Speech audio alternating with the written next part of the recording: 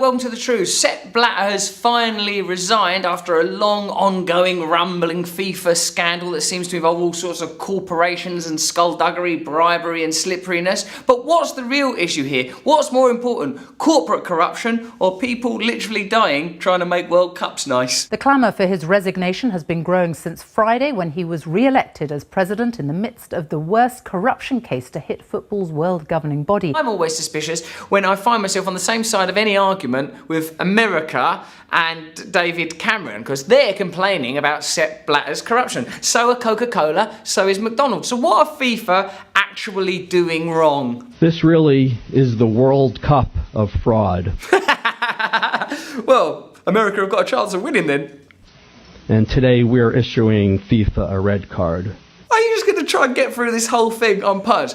Today's indictment and our criminal investigation will root out those who seek to corrupt the beautiful game. I don't even like hearing that said in an American accent. Not that I'm racist against Americans. I love loads and loads of different individual Americans. I'm talking more about that mad badge and all that kind of stuff. So what's actually going on, apparently, is there's been loads of bribery, fraud and money laundering, around $150 million. The reason the Americans are involved, apparently loads of these deals were done in America. But if you're going to do corruption, you know, like if you're going to buy coal, if you're going to do corruption, do it in America. This includes at least $110 million of bribes related to the Copa America Centenario to be hosted in 2016 in the United States. I think we knew at the time there was bribery. Didn't we send our best and brightest? Didn't we send Beckham and William out there to do our proper English, we invented it anyway, World Cup bid? But instead, no, it's being held sort of at a seaside resort. If you touch our shores with your corrupt enterprise, whether that is through meetings... I don't like the puritanical way that this geezer here, FBI Director James Comey, talks about America as if it's sort of a vagina. Don't touch our shores with your dirty corruption. Or through using our world-class financial system, you will be held accountable for that corruption. Nobody is above or beyond the law. Ooh, is that true? I mean, really? What about in the financial sector, where there was sort of a massive hijack of public money? What about in the corporate world, where there's exploitation on a daily basis? What about the Walmart heirs who've got as much money as half of America? I mean, it seems like some people are above the law. What about those policemen that keep shooting black people in the back and then sort of going, I'm ever so sorry about that, that was one of just, I don't know, these things happen. I mean, it seems like mostly everyone is above the law.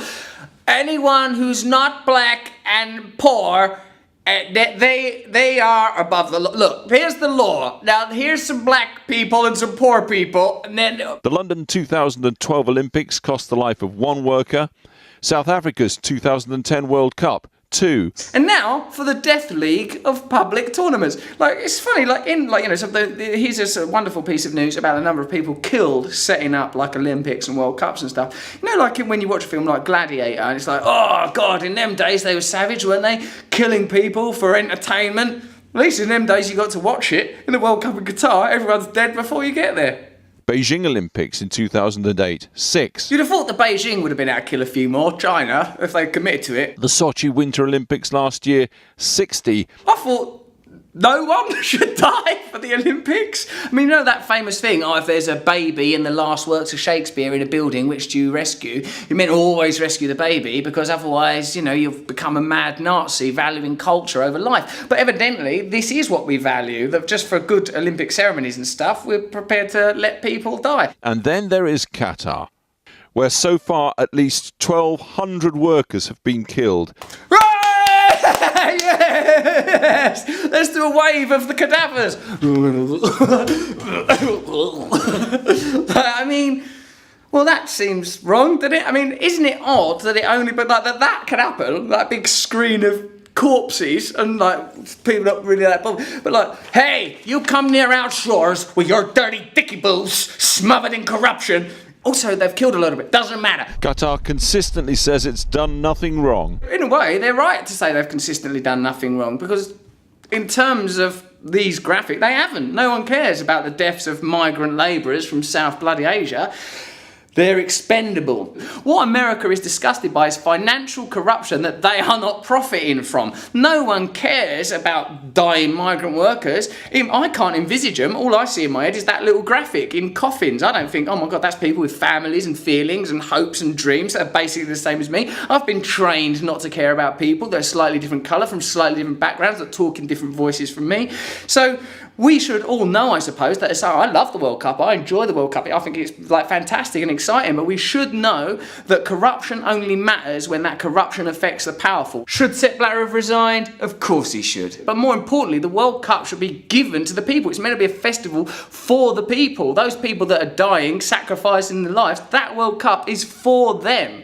So really, there's no point in sacking Sepp Blatter unless you're going to do something about the widespread corporate corruption that infuses these events. And in fact, what these celebrations are for is to remind us who is powerful. That dead Cambodians, dead Asian workers, none of those people matter. What matters is that McDonald's and Coca-Cola get their World Cups and get to be successful. True news.